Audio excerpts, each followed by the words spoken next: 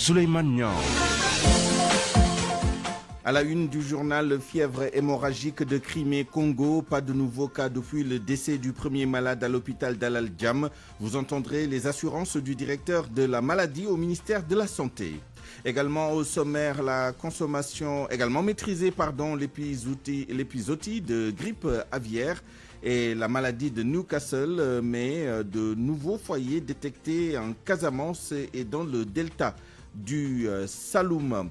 Également au sommaire, consommation, dialogue entre parlementaires et responsables de la Sonatel sur les tarifs de communication. Le directeur général de Sonatel n'exclut pas des offres à la baisse. Suite de la tournée du ministre chargé des inondations, il était à Fatick où il annonce une avancée très satisfaisante des projets. Et puis ce 1er mai, journée internationale des sapeurs-pompiers, à suivre notre reportage à Louga. Dans notre rubrique Point de vue, nous reviendrons sur les controverses qui entourent le 5e recensement général de la population et de l'habitat qui va démarrer le 15 mai prochain. À la mise en onde de ce journal, à l'UNPA.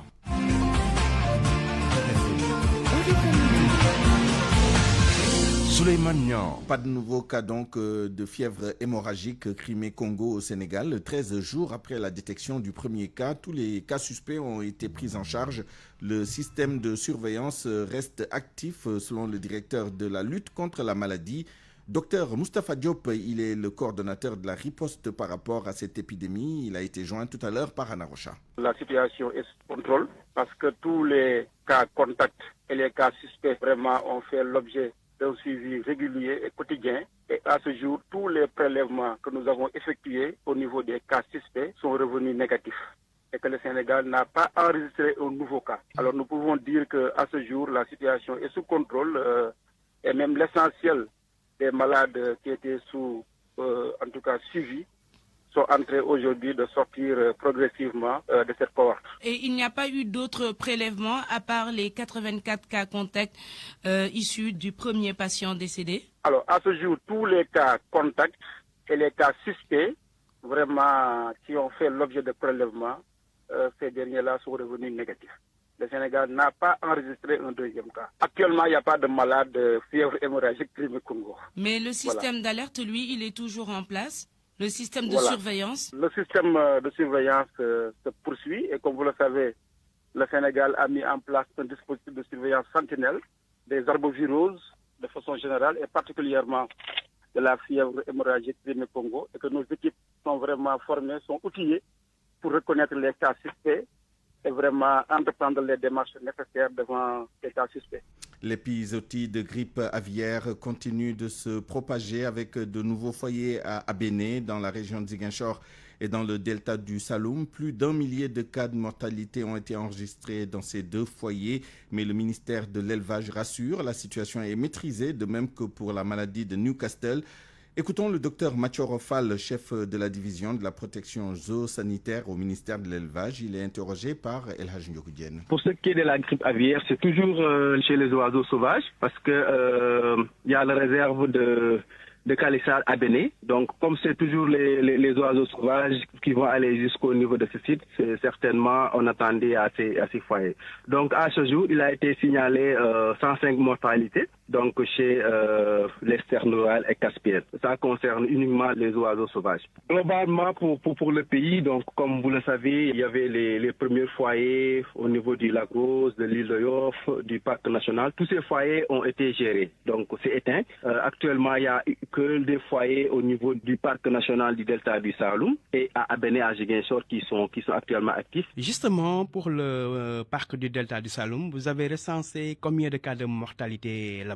Oui, là également, je pense que actuellement, on est à 1166 mortalités, dont 25 nouvelles mortalités durant la période du 22 mai. Là également, la situation est en train d'être maîtrisée, donc ça se stabilise. Et concernant l'autre épisode-ci, Newcastle, quelle est la situation à l'heure actuelle? Donc, par rapport à cette nouvelle épisode-ci, donc la maladie de Newcastle, donc elle était en train de circuler, donc parallèlement par rapport à la grippe aviaire. Par contre, pour la maladie de Newcastle, Castel, c'est au niveau des fermes avicoles. C'est les oiseaux domestiques. Donc, je pense que y a des foyers qui se sont localisés un peu à Dakar, à Thiès, donc à Diourbel. Donc, et je pense qu'avec les mesures que les gens sont en train de prendre, donc je pense que la situation également est en train d'être maîtrisée par rapport à cette maladie de Newcastle. Pour moi, RFM, c'est la radio de la réactivité. RFM, partout, tout le temps.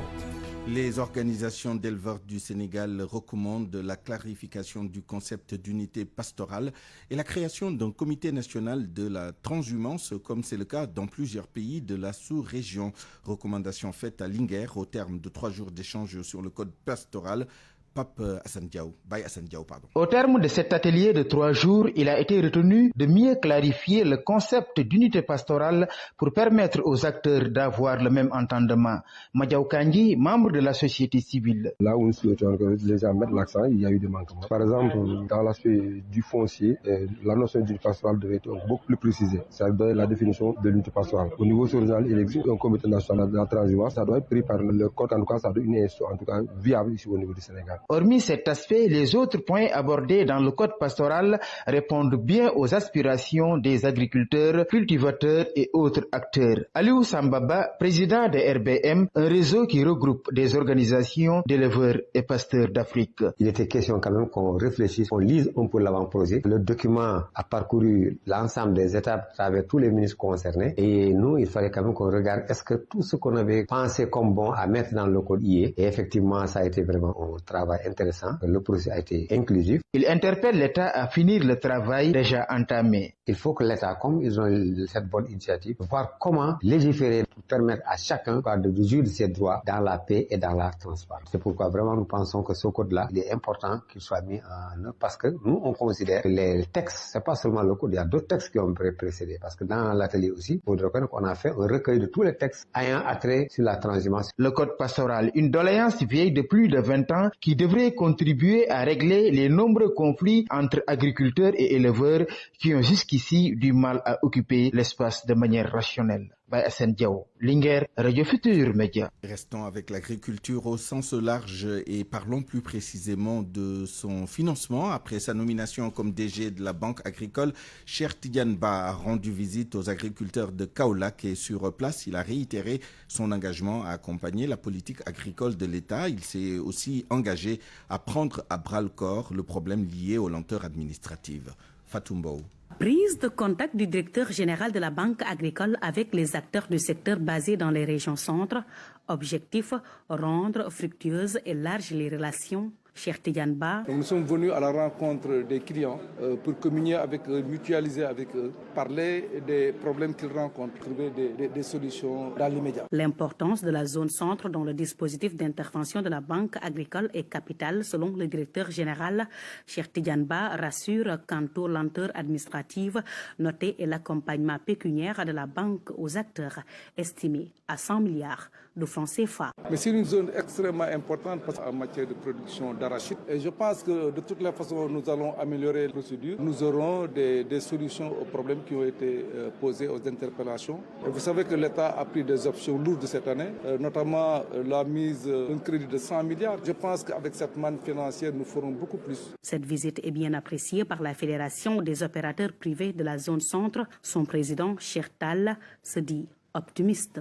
On a échangé sur beaucoup de sujets et le DG nous a apporté vraiment des réponses satisfaisantes afin d'apporter des allègements, des solutions justes et durables. Première visite du nouveau patron de la Banque agricole à Kaolack en présence des acteurs et opérateurs économiques de Diourbel, Fatick, Kaffrine et Kaolack. Des innovations sont annoncées pour booster le secteur de l'agriculture. Fatou Mbow, Kaolack, Radio Futur Média. À 12h, bientôt 10 minutes, en mode consommation, avec notamment la cherté des offres chez la société Sonatel. Des parlementaires sénégalais ont entamé des pourparlers avec les responsables de la société pour une réduction des tarifs proposés aux utilisateurs. Au premier jour de ces négociations hier, le directeur général de la Sonatel a déclaré que des offres vont être consenties pour satisfaire davantage la clientèle. Non sans souligner que 74% des recettes de la société sont reversés dans le pays. Ndeye Matidien a participé aux échanges. Aux Sénégalais qui réclament des baisses tarifaires, le directeur général de la Sonatel leur dit. C'est l'occasion de rappeler qu'au Sénégal, nous avons les tarifs les plus bas d'Afrique de l'Ouest. Maintenant, notre mission, c'est vraiment d'être sur cet équilibre entre des tarifs abordables, mais aussi une qualité de service conforme aux attentes de nos clients. Et nous cherchons, vraiment à rester dans cet équilibre avec des tarifs qui baissent régulièrement. Sur 100 francs de revenus que nous générons au Sénégal, 74 sont redistribués dans l'économie sénégalaise. Pour ce qui est de la qualité du service, surtout dans les zones reculées, Sékou Dramé précise que des efforts sont en train d'être faits pour pallier à ce problème. En 2019, nous avons investi au Sénégal 108 milliards et une bonne partie de cet investissement-là a été dans l'extension du réseau. Aujourd'hui, la demande principale de nos clients n'est pas tant d'ailleurs d'appeler, mais de pouvoir utiliser Internet. Et de 99% de la population sénégalaise qui est couverte par le service de téléphonie, mais quand on regarde les services haut débit 4G, la couverture de la population est un peu plus de 50%. Mais notre ambition est que déjà dès cette fin d'année, de pouvoir arriver à 100% de nos sites. Les parlementaires qui ont participé à ce séminaire s'engagent à intervenir au bénéfice du peuple. Aïssatou Sow Diawara, deuxième vice-présidente de l'Assemblée nationale du Sénégal. Nous voulons que les produits diminuent parce que c'est cher pour tout le monde, mais peut-être qu'ils diminueront suivant aussi leurs possibilités. Donc nous allons discuter d'autres choses dans les ateliers. Et la position de l'Assemblée nationale, ce sera la position du peuple. Donc nous allons discuter avec la Sonatel et des mesures idoines seront prises par rapport au vouloir du peuple. Pour rappel, des journées de boycott du produit orange ont été décrétées dernièrement par les utilisateurs qui jugent les offres très élevées. Ndeye Matidien, Mbour, Radio Futur Média. Et puis, pour un approvisionnement correct du marché en sucre, la compagnie sucrière sénégalaise réclame 3000 hectares de terre à cultiver, une extension qui, de l'avis des responsables de la société, va permettre d'atteindre une production de 200 000 tonnes de sucre par an au Sénégal. Le secrétaire général de la CNTS section CSS adhère à la demande et interpelle l'État pour un accompagnement de la société. Mahari Samb en a profité pour regretter l'attitude de certains commerçants qui, dit-il, sont en train de saboter le travail de la CSS. Nous l'écoutons au micro de Mamadou Diagne. Vous savez, la CSS a besoin de son unité d'abord. Parce que de temps en temps,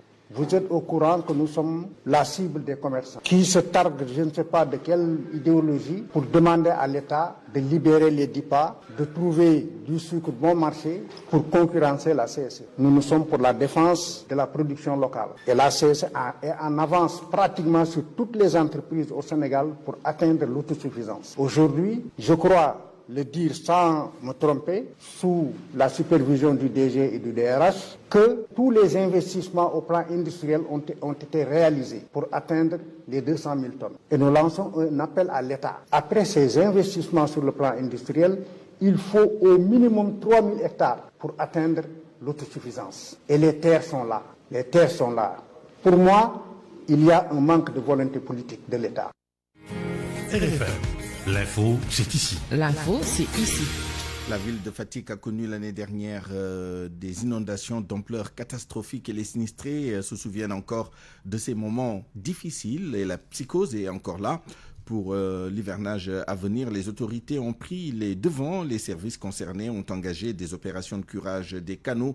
La station de pompage sera également renforcée, de même que les différents bassins qui se trouvent dans la ville. Le ministre en charge des inondations qui était sur place demande que les travaux soient accélérés. Aminata Goudjabi.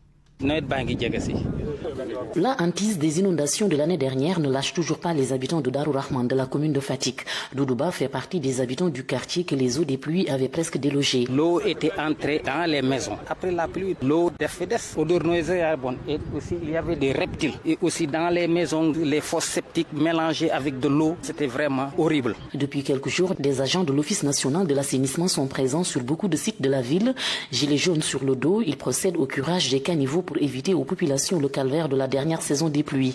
Diadignan, chef de département exploitation réseau de l'ONAS. On a démarré depuis il y a 5 jours. Sur l'ensemble des régions, pratiquement, on a priorisé Fatick. Donc on a démarré Fatick pour après passer sur les autres régions. Dans ces opérations pré-hivernales, il faudra aussi prévoir la réhabilitation de certains ouvrages. À Darel, le grand canal qui traverse le quartier s'est affaissé lors d'une forte pluie. Et c'est dangereux, surtout pour les enfants. Il y a une période où les habitants du quartier ne pouvaient plus se déplacer. Vous savez, l'état du canal, ce n'est pas sûr pour les enfants. Moi, je m'inquiète tout le temps. Mon Dara se trouve juste à côté. Il n'y a que des enfants. Le ministre chargé de la prévention des inondations était en visite à Fatick. Issa Diop a demandé aux entreprises d'accélérer les travaux avant les premières pluies. Fatick a reçu une quantité de pluie très importante l'année dernière. Toutes les dispositions sont en train d'être prises pour engager des travaux par rapport à la station de pompage, mais aussi pour les deux bassins de Pelgue, mais aussi de émetteurs. Tous les points qui ont été signalés l'année dernière comme points difficiles et qui ont eu à causer beaucoup de dégâts cette année. Donc nous nous sommes pris très tôt pour éviter ce qui s'est passé l'année dernière. Dans le département de Fatick, plus de 200 familles étaient victimes d'inondations l'année dernière. Certaines avaient d'ailleurs quitté leur maison pour être relogées dans des écoles. Aminato Goudiaby, Fatick RFM. Allons à présent dans la commune de Djambati, dans la région de Sédhiou. Les populations ont organisé une marche pour réclamer l'électrification des 73 villages que polarise la commune. Elles veulent également un forage et le bitumage des différentes routes. Madia Diop, coordonnateur national de Vision Citoyenne, leur porte-parole, interrogé par Bakary Kanté. Ce que nous voulons faire remarquer à l'opinion internationale et nationale et surtout à nos autorités, c'est que la commune de Djambati a eu des raccordements en électricité. Certaines maisons même ont été branchées. Mais malheureusement, depuis 2014, le courant est une chimère dans cette commune qui regroupe 73 villages. Et nous dirons, c'est sidérant et c'est aberrant. Dans un pays qui parle d'émergence, comment peut-on laisser abandonner une commune qui compte 73 villages et aucun de ces villages n'est électrifié? Et on nous parle de Sénégal émergent. Nous nous posons véritablement cette question. L'autre chose, c'est que vous avez tous fait le constat. Et ce n'est pas à nous d'arguer dans ce sens, mais il est bien et il serait bien de le notifier et de le dire à qui veut l'entendre. Vous avez vu que les hautes tensions qui traversent toute cette localité, malheureusement, sont devenues des tensions à terre. Pourquoi? Parce que tous les fils sont à terre. Et ça, c'est véritablement un danger. Heureusement pour nous qu'il n'y a pas encore d'électricité. Et nous demandons à l'État du Sénégal, cet investissement qui a été fait depuis 2014 constitue aujourd'hui une perte. Pourquoi? Parce qu'on a raccordé, on a branché dans les maisons, mais jusque-là, il n'y a pas d'électricité. Les hautes tensions sont devenues des tensions à terre parce que tous les fils sont à terre. Dans le Djambati, vous avez vu, au moment où nous parlons, il y a la poussière un peu partout. Pourquoi? Parce que malheureusement, il y a une piste chaotique qui dit son nom, une piste chaotique qui devient impraticable même lors de l'hivernage. Et nous voyons que l'hivernage commence à s'annoncer. Comment peut-on parler de numérique dans des zones où il n'y a pas d'électricité? Ces individus, ces populations qui habitent ici, les élèves de ces communes-là sont aujourd'hui des analphabètes du 21e siècle.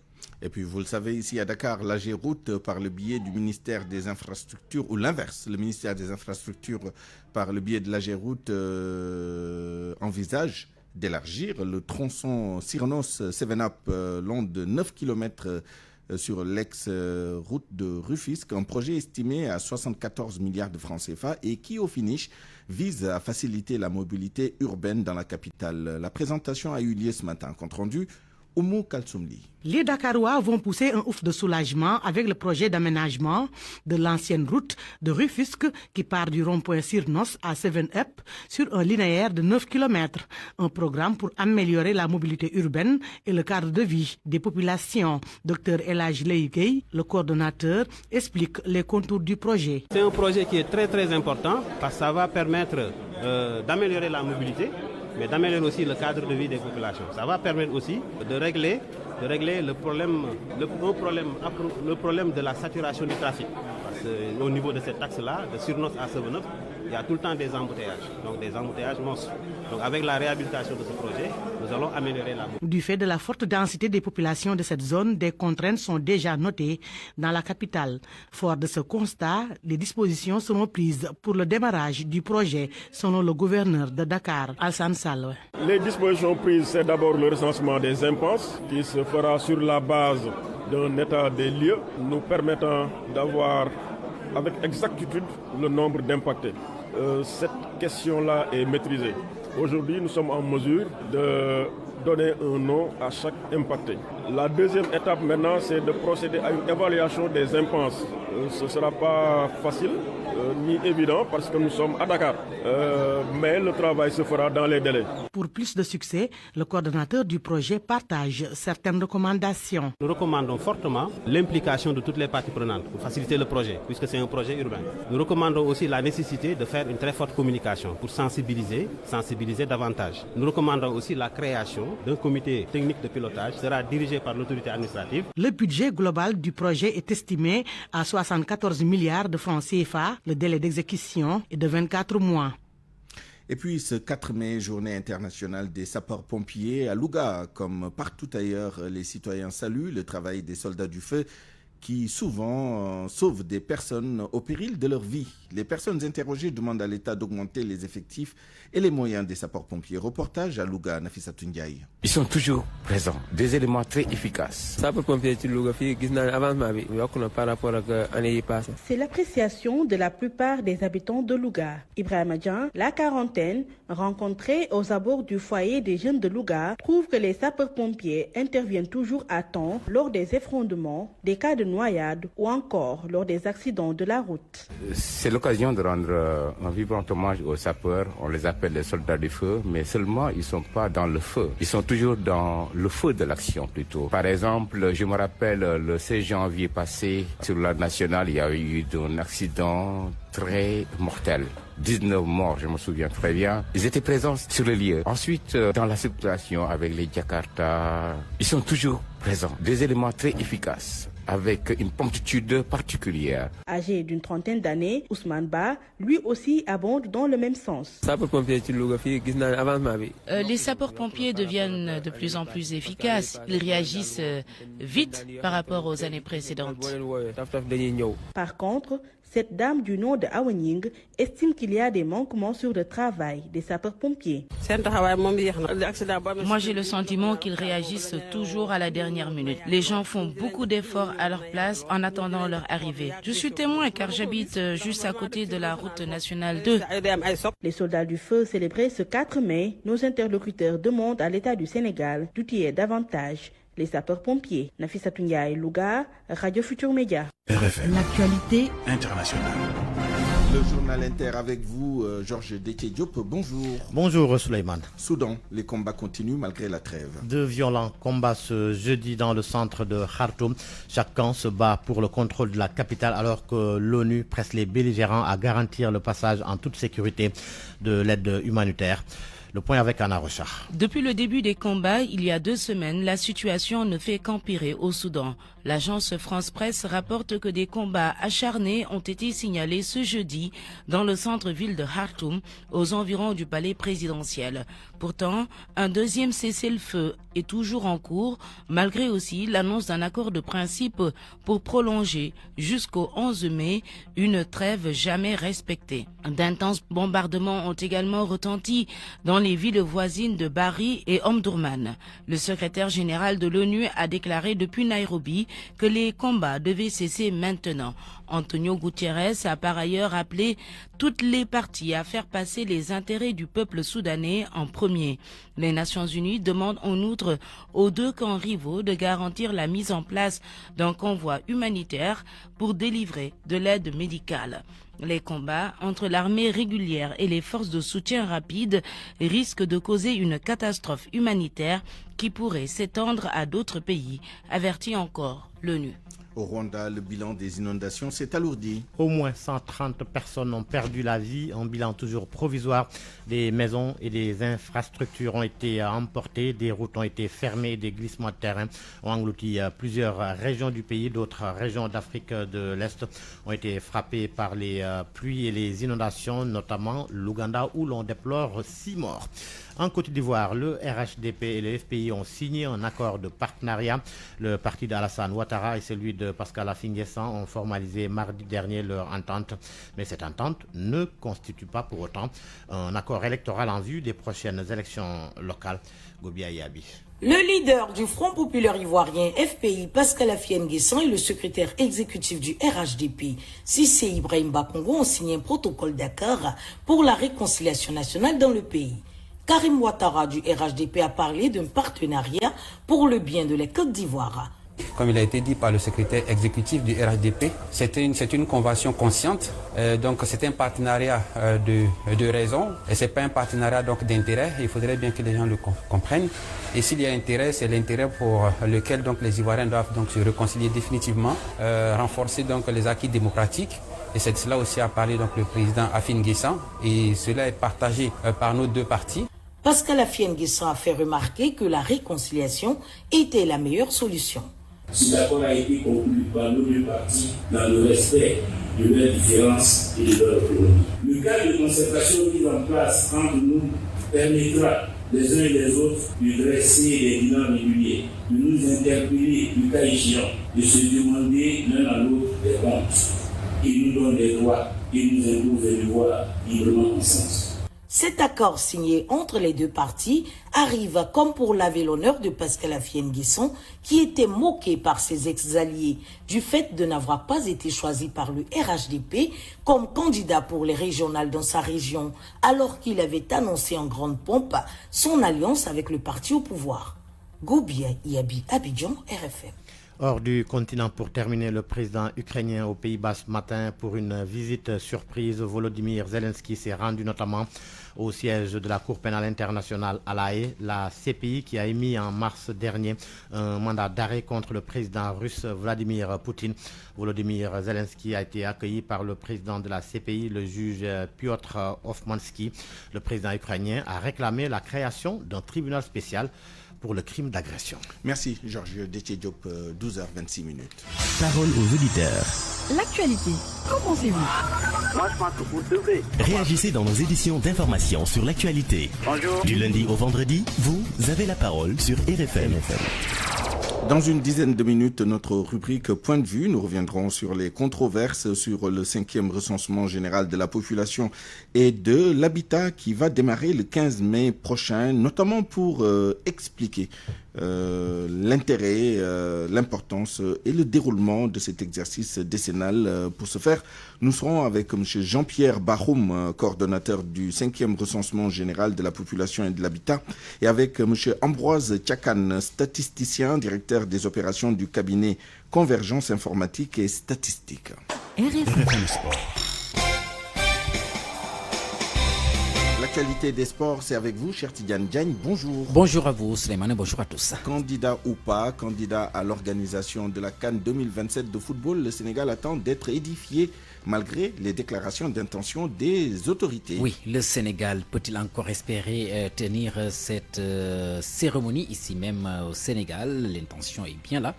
Et le Premier ministre, par ailleurs, ministre des Sports, l'a réitéré hier, alors que la Confédération africaine de football a déjà rendu public la liste des pays candidats sans le Sénégal. Sodekia.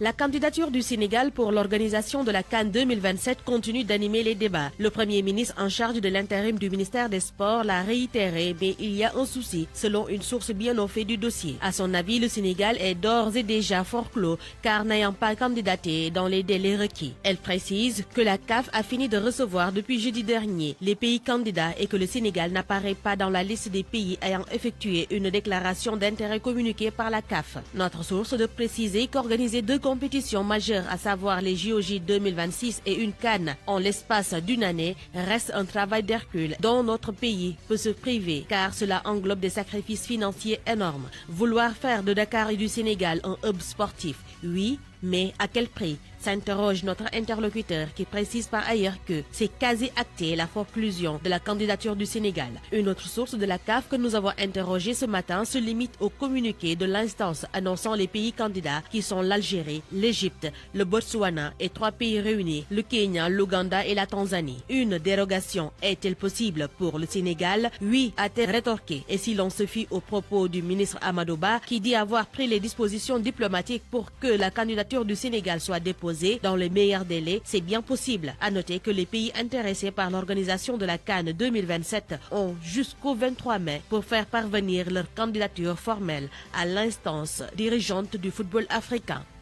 CAN U17, les Lionceaux ont rejoint ce matin Constantine qui va accueillir demain leur match contre la Somalie. Oui, c'est avec la même envie, même si l'équipe est déjà qualifiée en quart de finale. Les joueurs vont donc s'y mettre pour terminer en beauté donc cette phase de groupe. Les Lionceaux ont rejoint Constantine ce matin en provenance d'Alger où ils sont basés. Voici Serigne Saluja, le coach du Sénégal avec Sodekam. Toujours avec le même sérieux. Je pense qu'on va en compétition, on choisit pas ses adversaires. Maintenant que ce soit le Congo, que ce soit l'Algérie, c'est le même état d'esprit, c'est la même préparation. Ça va être les mêmes exigences dans le jeu, dans le plan de jeu. Voilà, maintenant, comme on dit, il va falloir qu'on essaie de maintenir ce flambeau, qu'on puisse jouer avec beaucoup de sérieux, avec beaucoup de détermination, avec beaucoup d'abnégation, mais en mettant plus de, en étant plus collectif, en mettant plus de talent, plus de collectif dans le jeu. Et je pense que ça va être notre solide pour les matchs qui vont arriver. Il va falloir qu'on continue à travailler. Bon, c'est juste 2 matchs, on n'est même pas encore dépassé les quarts de finale, donc ce serait important qu'on continue dans cette dynamique, d'être très concentré, d'être très humble, de se donner plus à cœur dans ce travail. Voilà donc à l'instant le sélectionneur de l'équipe nationale cadette du Sénégal qui, je le rappelle, a signé 2 victoires en autant de sorties, synonyme de qualification en quart de finale. Le Sénégal qui va livrer donc demain à 19h son dernier match de poule, c'est en Constantine. Ce sera face à l'équipe de la Somalie, Souleymane. C'était le journal des sports à l'instant. Merci, cher Tidiane Diagne. RFM, presse du jour. La revue de presse avec Georges Détié Diop. Le Sénégal, mauvais élève. Oui, mauvais élève en matière de liberté de la presse. Très mauvaise note de notre pays dans le classement mondial de la liberté de la presse 2023 de Reporters sans frontières. Le Sénégal perd 31 places et occupe la 104e position sur 174 pays. Une dégringolade selon Sud Quotidien pour qui le Sénégal est dans le rouge. Pour le confrère, le Sénégal continue sa chute libre en matière de liberté de la presse. En 2022, notre pays occupait la 73e place. Du coup, enquête parle d'une liberté à rude épreuve et souligne qu'entre la presse et le régime, on ne parle plus le même langage et des assises sont réclamées. Enquête qui se fait par ailleurs l'écho du panel organisé par la CAP, la coordination des associations de presse, rapporte les propos de certains acteurs. Le porte-parole du gouvernement, Abdoukarim Fofana, qui soutient que le Sénégal respecte la liberté de presse par principe et non par souci d'un quelconque classement. Mokhtar Sylla, lui, confie qu'il faut que l'État aille dans un esprit de dégel avec toutes ces procédures en cours.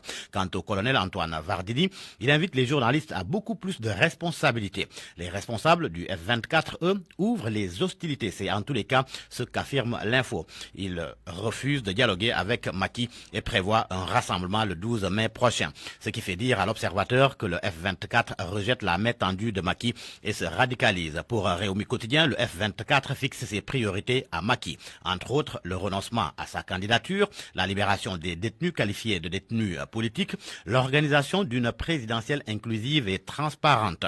Le F24 était en conférence de presse hier. Khalifa Ababakar Sall n'y était pas. Constat fait par le quotidien LAS qui parle d'une absence intrigante. En effet, selon le journal, l'ancien maire de Dakar a manifesté son intention de répondre positivement à l'appel au dialogue du président Sall, tandis que Ousmane Sonko n'y est pas pour le moment favorable. Bougane Gueye Dany, lui, n'y est pas non plus favorable. En atteste ses propos à la page de titre de Tribune. Pour lui, Macky Sall n'a jamais été sincère et ses appels au dialogue non plus. Ousmane Sonko en Gambie. Source A raconte tout sur le voyage du leader de PASTEF. Sonko est accusé d'avoir posté une ancienne photo sur fond de manipulation, mais il était bel et bien en Gambie mardi dernier et la photo date de ce même jour. Suspendu pour 2 jours, le Déméco-Tour, repris en principe ce jeudi par le leader de PASTEF dont le retour à Dakar était attendu hier. Selon Source A, le leader de PASTEF n'est pas le premier et ne sera certainement pas le dernier à défier la justice sénégalaise. Maître Ousmane Ngom et l'actuel ministre Omar Sarr l'avaient devancé sur ce terrain. Toujours à la une du journal Source A, les banques qui ferment leurs portes aux députés de la 14e législature en quête de prêts. La raison est invoquée, les banques sont convaincues du fait que les députés actuels ne vont pas terminer leur mandat. La plupart des députés qui voulaient contracter des prêts pour construire une maison se sont heurtés au refus catégorique des banques qui disent qu'ils ne sont pas bancables.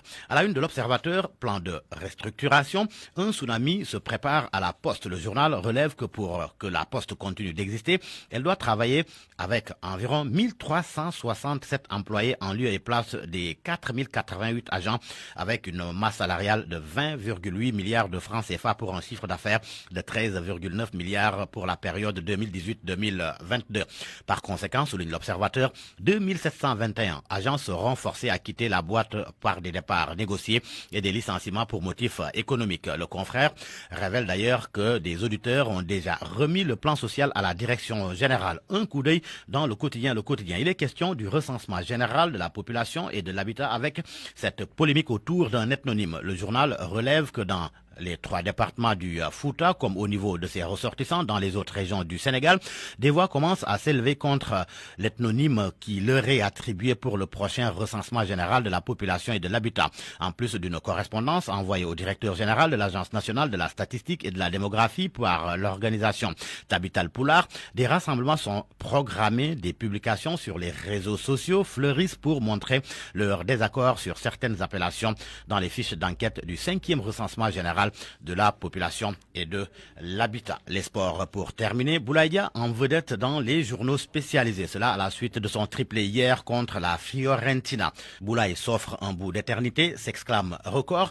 Boulaye en mode record, renchérit Stade, meilleur buteur de la Salerne sur une saison, 15 buts dans l'élite, une première, 2e triplé en carrière. La lutte avec Sunulam, Jamaïcain décroche sa première grosse affiche, Bombardier regrug scellé. Sathiès perd son choix numéro 1 et Jamaïcain qui confie qu'il va organiser le combat avant janvier 2024. À vos kiosques et bonne lecture. Parole aux auditeurs. L'actualité, qu'en pensez-vous? À 12h36, bienvenue dans notre rubrique Point de vue. Le 15 mai prochain va démarrer le 5e recensement général de la population et de l'habitat du Sénégal, le RGPH 5, donc une opération décennale, qui en tout cas intervient tous les 10 ans. Malheureusement, à mesure que l'on se rapproche de la date de démarrage de ce recensement, des controverses émergent ici et là pour tirer tout cela au clair, mais surtout pour expliquer l'importance et l'intérêt de cette opération. Nous sommes en ligne et en direct avec M. Alphonse Diombo Tchakan, ingénieur informaticien, directeur des opérations du cabinet Convergence Informatique et Statistique. Alphonse Diombo Tchakan, bonjour. Bonjour, monseigneur. Alors, toutes nos excuses pour la petite méprise de tout à l'heure en mi-journal en vous annonçant, nous avons donné un autre nom, ce qui n'est pas normal du tout puisqu'on vous connaît très bien et vous faites partie de nos plus fidèles partenaires, notamment lors des élections. Toutes nos excuses donc. Pas de souci. Alors, nous sommes également en ligne et en direct avec M. Jean-Pierre Bahoum, coordonnateur du 5e recensement général de la population et de l'habitat. Monsieur Bahoum, bonjour. Bonjour, monsieur. Alors, je commence avec vous. Il y a eu beaucoup de controverses. Le mot n'est pas trop fort autour de ce recensement qui va démarrer dans quelques jours. Certains ont parlé d'opérations politiques, d'autres ont tenté de profiter de l'occasion pour de coupables industries, notamment pour arnaquer les gens. Là, on nous parle maintenant de controverses autour de l'appellation de telle ou telle ethnie, ce qui tend à nous éloigner justement du vrai sens du recensement. Je voudrais commencer par cela. D'abord, pourquoi ce recensement? À quoi sert-il et quelle est son importance? Merci donc, monsieur le journaliste. Donc, le recensement de la population est une opération qui se déroule tous les 10 ans selon les recommandations des Nations Unies qui demandent donc à chaque État, après 10 ans donc, de faire le bilan démographique.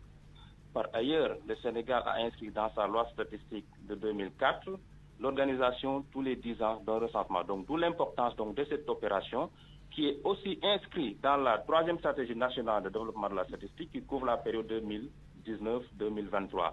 Le Sénégal donc a commencé les activités préparatoires depuis l'année 2020 avec donc la conception des documents. 2021, on a commencé les phases de mise en œuvre. 2022, la cartographie.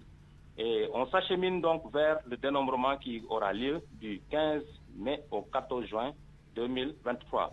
L'importance du recensement, donc, c'est une opération qui permet donc d'avoir des indicateurs sociodémographiques, donc de permettre aux autorités, mais également aux partenaires techniques, à la société civile, donc d'avoir des données fiables, exhaustives, pour pouvoir non seulement élaborer les politiques, mais également améliorer les conditions de vie des populations. Ça, c'est la première dimension du recensement qui porte donc sur la population.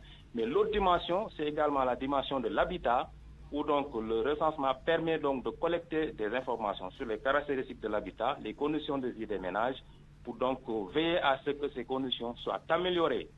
Sur le plan politique public, je veux dire, donc le recensement nous permet donc d'avoir des données qui permettent donc de faire une répartition équitable de la ressource qu'on donne aux collectivités territoriales. Donc c'est un outil d'aide à la décision pour les autorités, les pouvoirs publics et tous les autres usagers, disons, utilisateurs des données qui seront issus de cette opération. Mais comment expliquez-vous justement toutes ces controverses charriées par cette opération, notamment cette fois-ci, puisque c'est certainement l'une des années les plus problématiques quand on regarde ce qui se passe autour de cette opération?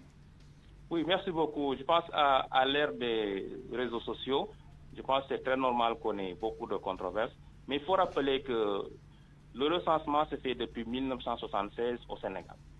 De 1976 jusqu'à 2023, donc on a fait 4 recensements, on s'achemine vers le 5e. Donc les informations ont été toujours collectées, particulièrement donc la variable ethnie. Ça a été collecté durant tous les recensements et c'est une réalité sociale qu'il ne faudrait pas ignorer.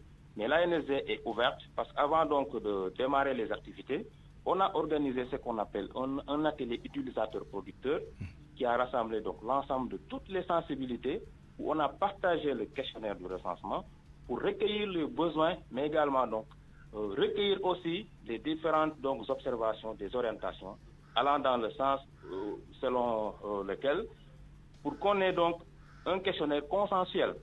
On a fait le premier atelier qui a permis de recueillir les observations, mais aussi les besoins. Et un second atelier a été organisé pour partager avec eux la version du questionnaire qui allait donc partir sur le terrain.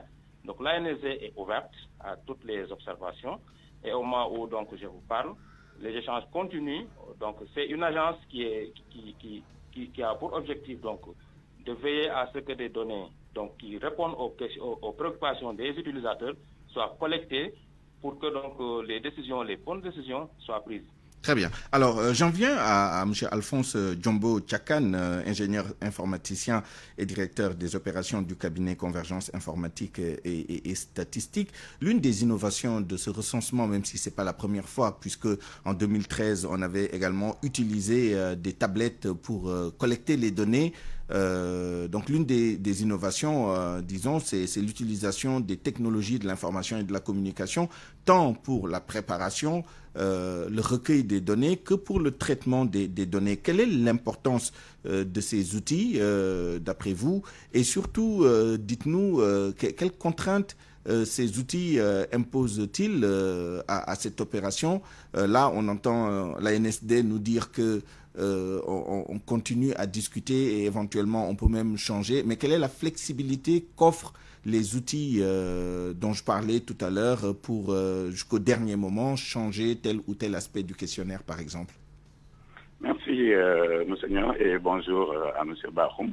Je suis en phase avec lui avec ses présentations sur l'utilité de ce recensement. Effectivement, c'est un devoir régalien pour chaque pays de savoir un peu quel est le profil de sa population. Et je vais juste ajouter à ce qu'il a dit l'utilité pour le secteur public, parce que le secteur public a aussi besoin de savoir quel est le profil de ses clients, de ses fournisseurs, etc. Donc c'est extrêmement important de savoir où on met les pieds. Aujourd'hui, on dit souvent que nous sommes à l'ère de l'information. Vous voulez dire le secteur privé, hein? Le secteur privé, voilà. Oui, le secteur privé.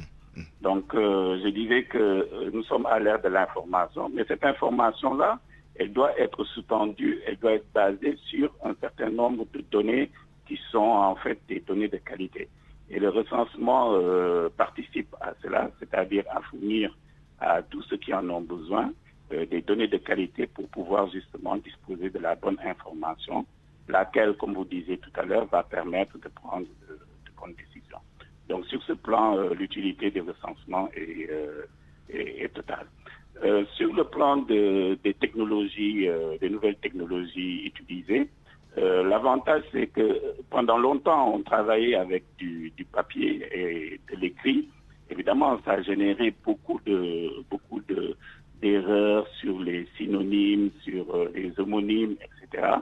Et on n'écrivait pas de la même façon les résultats et ça devenait extrêmement compliqué de nettoyer tout ça, de corriger tout ça. On perdait énormément de temps sur l'épuration des données.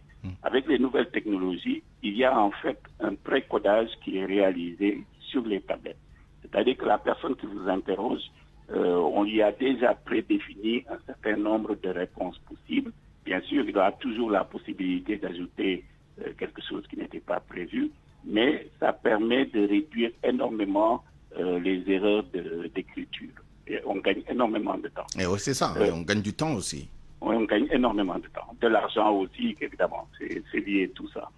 Alors, en termes de contraintes, bon, peut-être qui dit tablette dit énergie, et dans certains endroits, il est difficile d'avoir de l'énergie. Mais je crois qu'aujourd'hui, l'ANSD est assez expérimentée, assez outillée pour outiller justement les personnes qui vont sur le terrain afin de lever ces contraintes.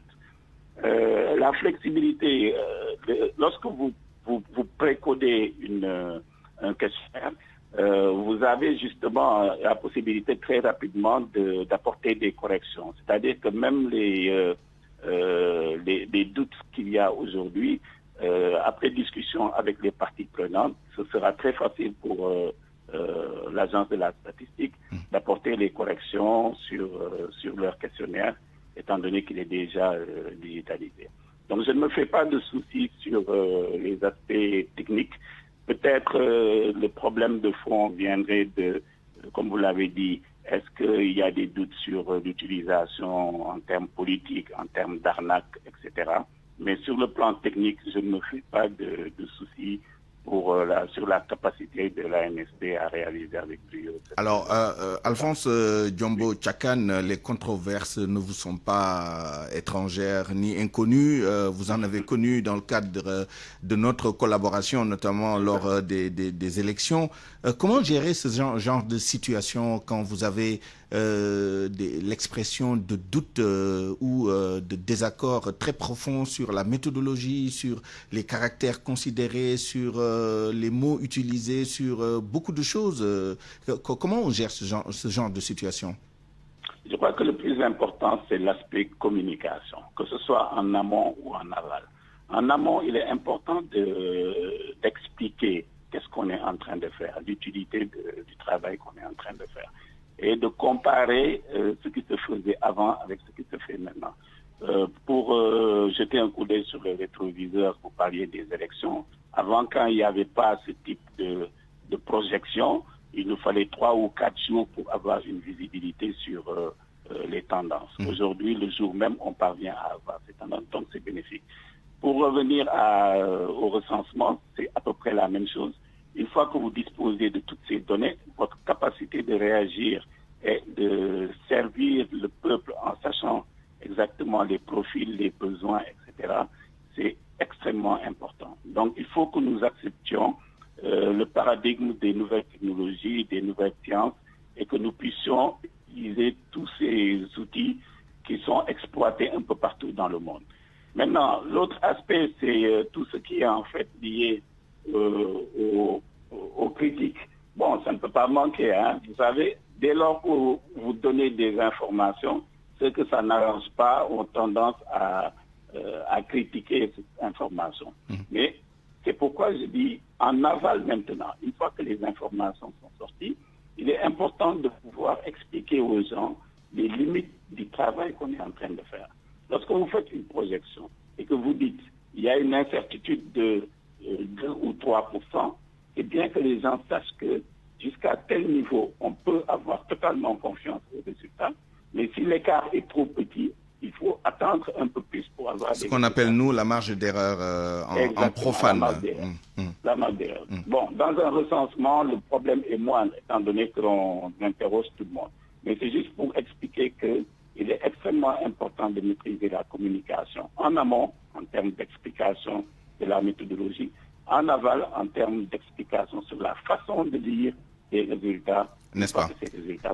Alors, Monsieur Jean-Pierre Bahoum, j'entends bien que vous avez fait le travail d'explication des rencontres en amont et certainement vous allez continuer ce travail. Et malgré tout, il y a eu cette controverse, notamment sur des aspects très sensibles d'appellation des ethnies, comment dire, vous avez désagrégé certaines ethnies et certaines ne sont pas d'accord, etc. Ma question, c'est dans quelle mesure, jusqu'où êtes-vous prêt à aller dans les discussions pour changer les choses? Est-ce qu'il n'y a pas un risque que l'idéologie l'emporte sur la science et que cela affecte la qualité des données que vous allez produire? Oui, non, l'idéologie ne peut pas l'emporter sur la science. C'est de rappeler que à l'ANSD, donc l'indépendance scientifique est de mise. En plus de cela aussi, c'est un label qu'on doit protéger parce que c'est un bien national, c'est une agence vraiment qui a une certification internationale.